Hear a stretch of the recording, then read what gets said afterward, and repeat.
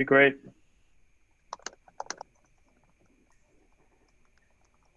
We'll be live in about 10 seconds, guys.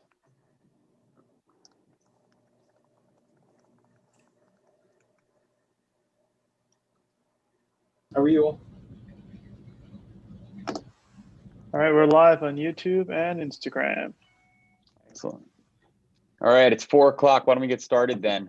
Welcome everyone to another edition of Tumor Talk. This is the collaborative effort between Lenox Hill Neurosurgery and the Journal of Neuro-Oncology, where we highlight recent publications and talk about, why the research was done, what the results were, and the relevance to the field of neuro-oncology. And so we're pleased to have with us a return of Yoshua Eskenazi. He's been on before, and with him is Tony Patras. I'm going to let you guys introduce yourselves and talk to us a little bit today about our topic, tumor recurrence, treatment-related changes, and what it all means. Really fascinating topic. So pleased to have you guys with us. Yeah, thank you for having us. Yeah, so my name is Tony Patras. I'm a fourth-year medical student at McGovern Medical School down in Houston at UT Health at Memorial Hermann. I'm applying into neurosurgery, and I've been working with Dr. Eskenazi for about 4 years in medical school, and this is one of the projects we've been kind of undertaking for that time period. So. Excellent. Yoshua, you there? Yes, I'm here. Oh, great. You want to just introduce yourself and what? Okay, well, hi. Thank you, everyone. I'm Joshua Eskenazi. Thank you, Randy and Dr. Sheehan and Del for the invitation. I'm a neurosurgeon. I work at UT Houston, and we're going to be presenting some of the work that we've done over the last few years. And Anthony Patras is a fourth-year medical student who's going to be presenting his slides. Excellent. All right, Tony, dive right in. All right. Yeah. So as mentioned, this is our paper recently published in the Journal of Neuro-Oncology titled Tumor Recurrence or Treatment-Related Changes in Patients with GBM. Does pathology predict outcomes? A lot of people are probably familiar with the term radiation necrosis. Recently, that field's kind of drifted more towards treatment-related changes, and that's the terminology we use throughout our manual. So despite surgical resection and chemoradiation, almost all patients with GBM invariably recur with worsening of radiological appearance. Conventional imaging is limited in differentiating tumor recurrence from treatment-related changes. And unfortunately, clinical symptoms are often similar, therefore re-resection is often needed to get any indication on what's actually going on. There's been studies in the past that have assessed the relationship between re-resection histopathology and overall survival. But it's very important to note that there is currently a lack of consensus or guidelines to interpret histopathological samples from GBM recurrence. And this lack of consensus represents a major challenge in the neuro-oncology community, and there is an urgent need to address this problem. Additionally, there's also a lack of comprehensive data incorporating mutational profiles that may predict treatment-related changes and its prognostic significance. So in our study, clinical radiographic and histological information was compiled from 675 patients diagnosed with GBM between 2005 and 2017 at the Memorial Hermann Health System. Of those, 137 underwent re-resection for recurrence. And here we have 22 patients who would be diagnosed with treatment-related changes based on their histopathology, while 115 would be for tumor progression. Of those 22 patients with treatment-related changes, we would have mutational information for 8 of them at their primary resection, and then 60 in the tumor progression category. So all cases were classified as treatment-related changes or tumor recurrence according to the pathology report. Cases in which any evidence of tumor was identified, in addition to any treatment-related changes, we placed in the tumor recurrence category for analysis. Pathology reports in which recurrent or residual glioma was the diagnosis were also classified as recurrence. And recurrent glioma was diagnosed as robust tumor regrowth with dense cellularity and evidence of proliferative activity, while residual glioma was diagnosed as tissue with treatment-related effects such as marked nuclear atypia with low cellularity and without any signs of proliferation.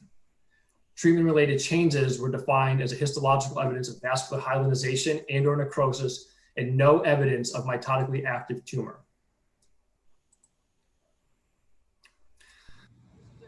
A snippet of one of the tables in the paper. The rest of the table that I'm not showing just shows radiological postoperative changes and postoperative treatments, and they were identical between the two groups. But I show this here that it's important to note that several patients in the treatment-related changes group, about 32% of them, received no further adjuvant chemotherapy following a reoperation.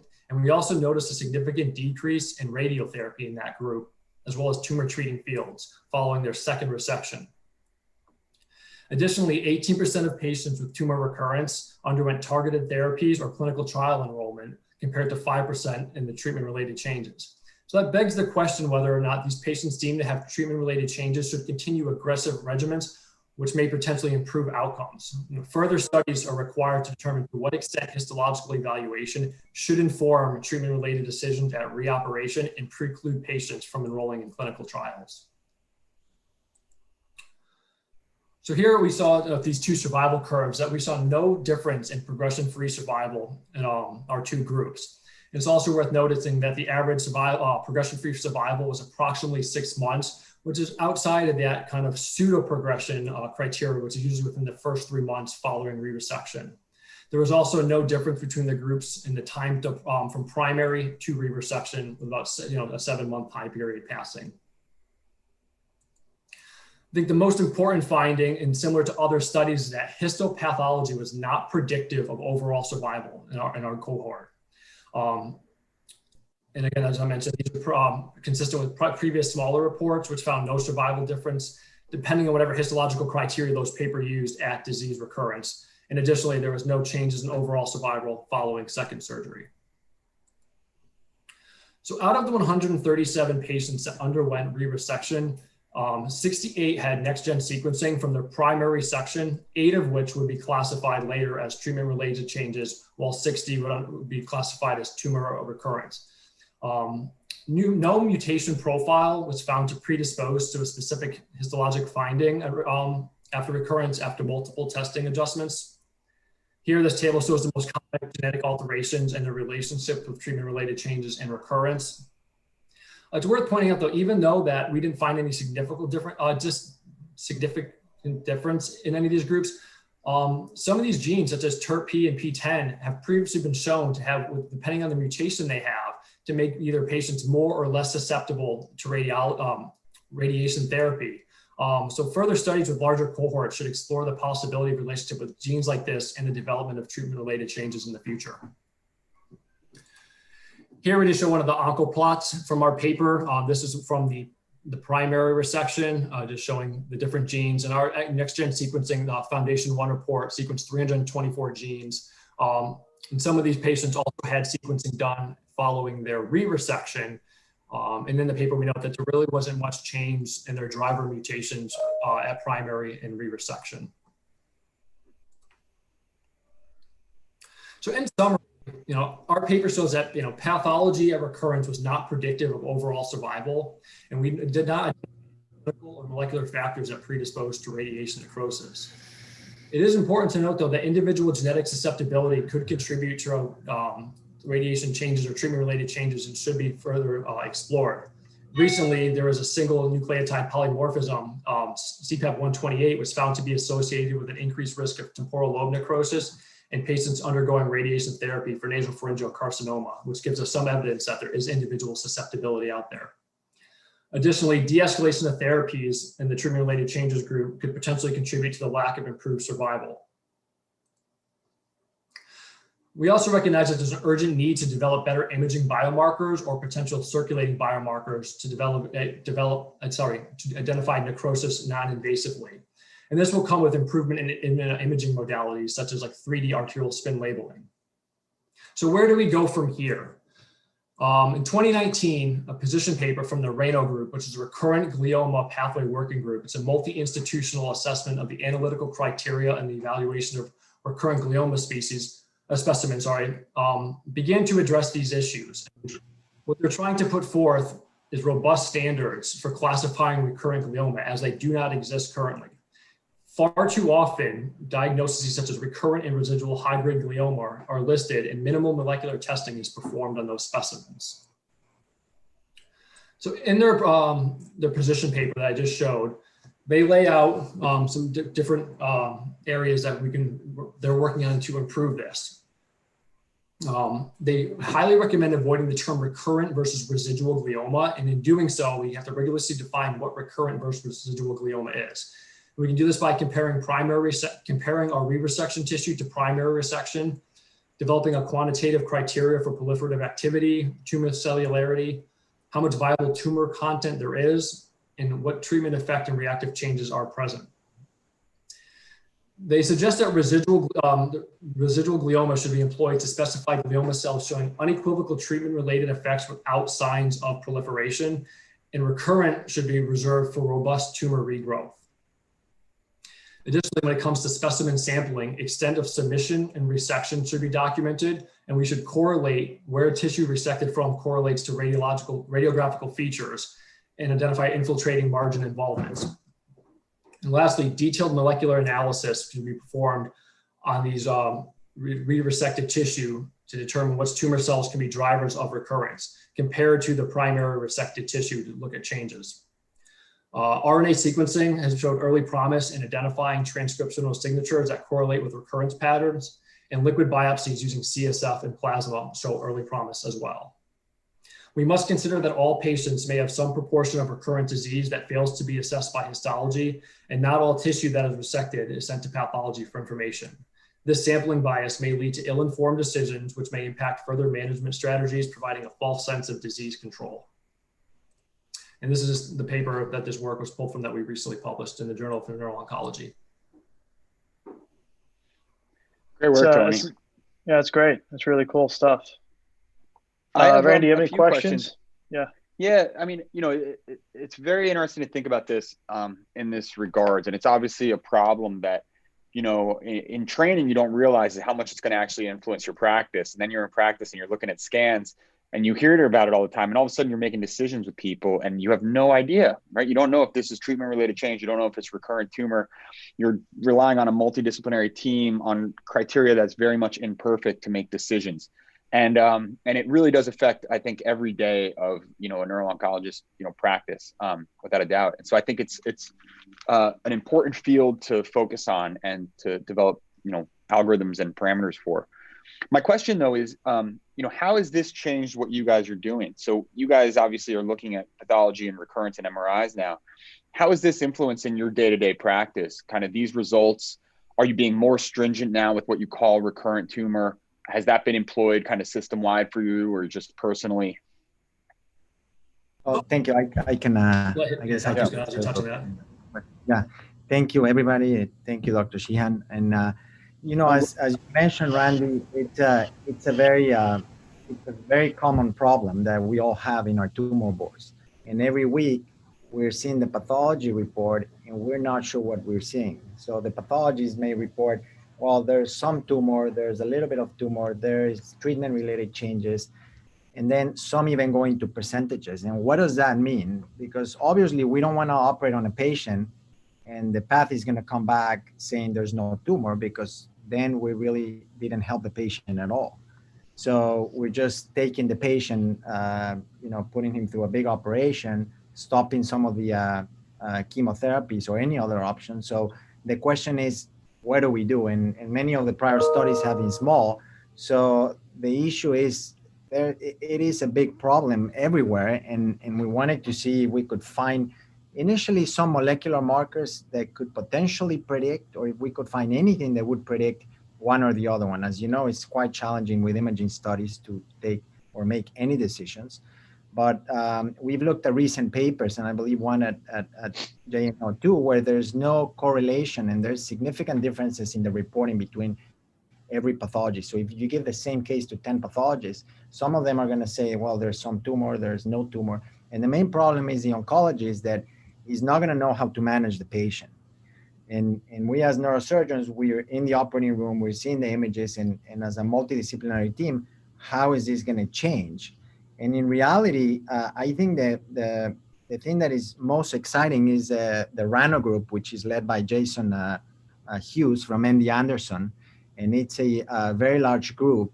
And now, you know, we're having these monthly meetings where we're looking at sampling bias and making sure that the majority of the tumor is sent to the pathologist, potentially looking at molecular markers, not only in a single center, but in multiple centers, obviously in retrospective fashion.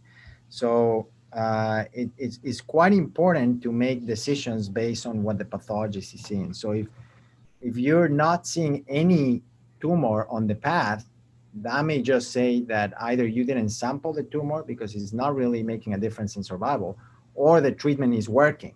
And as we saw in our patients, the majority of those patients were not being treated more aggressively.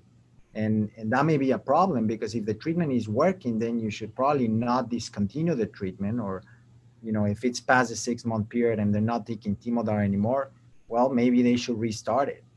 So I think we saw some de-escalation of therapies that could have potentially affected the survival in that group of patients.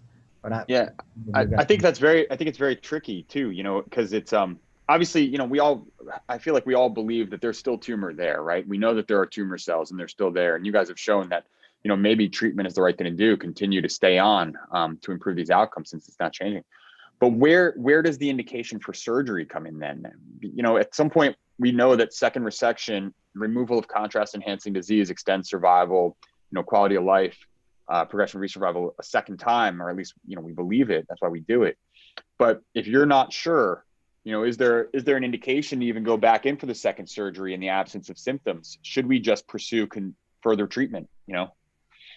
Yeah, I think that's a great question. And based on what you're saying, many of the studies, and I'm not going to say all of the studies, but the majority of the studies have demonstrated that a second operation helps.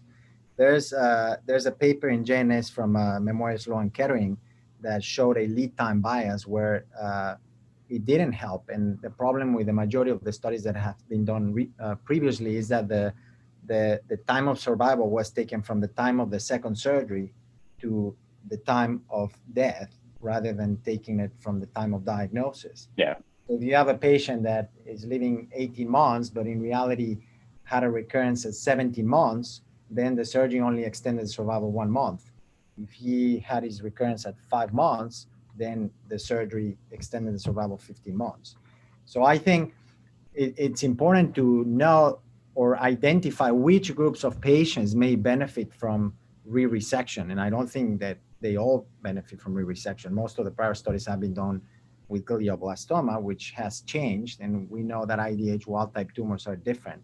And even within the IDH wild-type tumors, there are going to be many subtypes that are going to come up in the either 2020 classification or the next classification. And if we can potentially identify which are the patients that would benefit from a second operation, I think that would be game changer. And similarly to which patients will benefit from radiosurgery. I mean, there's data in metastasis that some patients may benefit better. And even in one of papers that just came out with radiosurgery in the same journal, demonstrated that some patients may benefit better from particular therapy. So going into the precision-guided therapy for glioma. On that same token, you guys mentioned, in your sort of presentation regarding sort of, you guys touched upon, sort of using imaging. There's been, I know, some of the work here in New York, the guys are using almost like machine learning or artificial AI kind of approaches to look at, vast libraries of MRIs, et cetera, to try to sort of predict, what they're actually, the pathology may be. Is there any work down there that you guys have been doing with radiology to try to better predict just based on imaging alone, or higher Tesla MRI?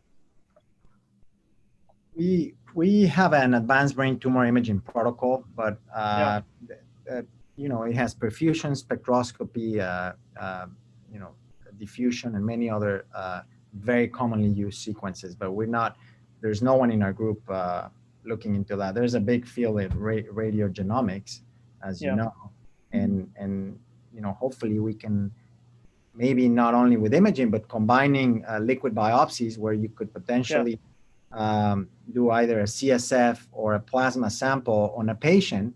And then if that could give you some information in terms of what are you seeing on the imaging. So if you combine both not minimally invasive tests with an MRI technique, that you could increase the the yield of the study. Because in our sample, it was about 15% of patients, but in reality, if you look at the data, about 20 or 30% of patients are being taken back for re-resection in some of the smaller studies, and they found treatment-related changes about 20 or 30%. So another thing I just want to sort of mention is, as Randy touched on it before, and you guys mentioned, every time you're sitting in these tumor boards, it seems like recurrent cases become this very nebulous sort of discussion where there's no necessarily clear-cut answer. Just based on what you guys present here, what do you guys think is the next step? Where do we go from here? Do you guys already have things in the pipeline that you're looking at, larger studies, whatever it may be, obviously without spilling too many details? Where do we go from here? Well, I think we have to work together to have better criteria first to report these cases, and that's the efforts being done by neuropathology. And we are starting now to work on sending several tissue samples and sampling that with image guidance so that we can know which parts of the tumor are what. For instance, we can potentially send the enhancement, the non-enhancement, or the flare, and correlate that with path. And that has been done, some work in Colombia from New York before. And, hopefully working on other things. We're working in CSF biomarkers and circulating tumor DNA. And there's a lot of people working, and even in plasma with methylation patterns that are really non-invasive. And with a plasma sample, you can detect a very large number of malignancies. You guys have done a great job. I mean, I must say that just the sheer number of high quality studies that are coming out of your group is phenomenal. And my hat's off to you on this one as well. I think that you raised the issue of biomarkers, and we've published a few papers on that in JNO, and obviously there's been a lot of interest in that. Are you using biomarkers at this point? And if so, what's the context by which you may use them? I see biomarkers as something that is emerging and likely going to have an appreciable expanded role, but we are not using biomarkers in the setting of recurrent disease at all here yet, although I'd love to see that, and I think we will in the years to come. But what's your practice been with? Yeah, we're not using them yet for clinical decision, but we're collecting a number of them. So we're doing lumbar punctures in many of the patients and collecting plasma samples. Certainly, I do believe that, for instance, in lymphoma, in less than 5 years, we're going to have a good biomarker. Because as you know, these patients don't benefit from surgery, and you can detect the MYD88 mutation in 60% of the patients. So if you detect that mutation in a patient where you have high suspicious for a lymphoma, it's going to be a lymphoma.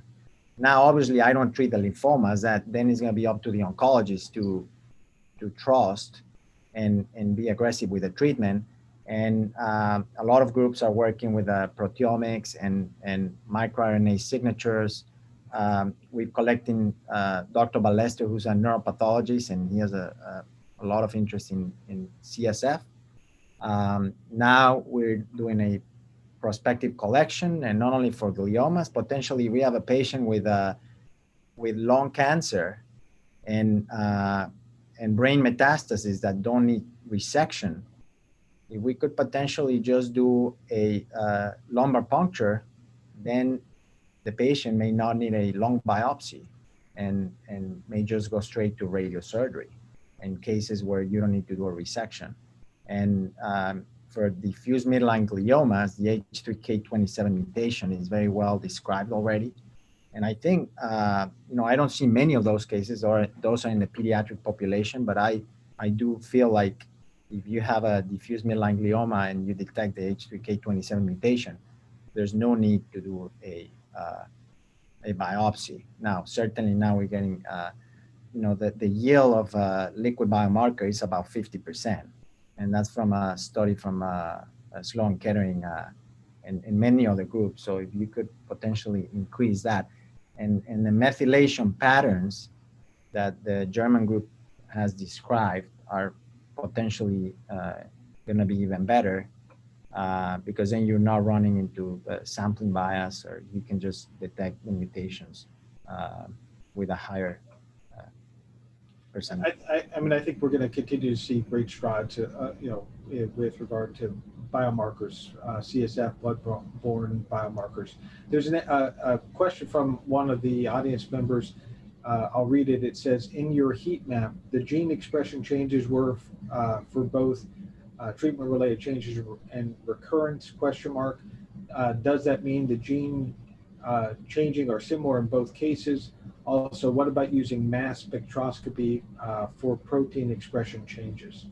So 3 questions, but either of you want to tackle some of those questions from one of our audience members? For mass spec, there's a lot of potential work to do proteomics or metabolomics. And there's also good data that you can detect IDH. For instance, you can detect alpha-2 ketoglutarate, which is very common in, which is the oncometabolite of in patients with IDH mutant tumors. So that's a metabolite that you can detect, and you can potentially differentiate an IDH mutant from an IDH wild type tumor using metabolomics. And there's not a lot of proteomic work. We actually have a lot of samples, plasma samples from patients at the time of the second surgery. And some of them had tumor recurrence and some of them have treatment-related changes. So, and this is, we've been trying to do this for a few years so that we can potentially find a signature in the plasma of one or the other one, but it's becoming very complicated. The analysis of the proteins is very complicated. And, we have like 15 patients in one group and 6 or 7 in the other group, and we haven't been able to figure out anything. But just collecting samples and storing them from patients, I think that's going to be the only way, and doing multi-center or large group studies to address these questions. Well, Dana, I appreciate the question, and I appreciate the panelists joining us today. We do try to keep this short and concentrated discussions to maintain the discussions about a half an hour time point. We're closing in on that. So any final comments from our panelists today? I'm sure we're going to see a lot more to come from your group on this, and hope that some of it finds its way in the Journal of Neuro-Oncology. Anthony, I'm very impressed. I mean, you have a PhD, but you're obviously still a student at this stage. Correct. I'm just waiting for match day. I have about 10 weeks left of medical school, and I can say it's done. So, good luck. Good luck, Anthony. It's going to go well. Good luck, Anthony. Sure, we'll be students who are on the watching us. I mean, this is the kind of thing that we hope to foster. That is the student-driven publications, and I'm delighted to see that, and glad you got this paper under your belt, and hope to see many more to come. All right. Well, thank you. Thank you for having us. My pleasure. Thank you, guys. We'll be taking next week off for President's Day, but we'll be back in line the following week. Check us out on Instagram and YouTube. Once again, Joshua and Tony and Dr. Sheehan, thanks for joining us. Thank you, Nick. See you guys soon. Take care, everyone. Thanks for joining Tumor Talk. Bye-bye.